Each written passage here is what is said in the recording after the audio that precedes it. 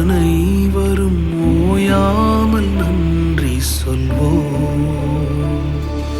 நானும் என் வீடும் என் வீட்டார் அனைவரும் ஓயாமல் நன்றி சொல்வோம்.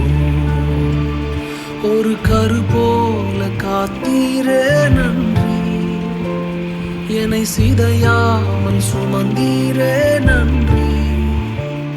ஒரு கரு போல காத்தீரே நன்றி, என்னை சிதையாமல் சுமந்தீரே நன்றி.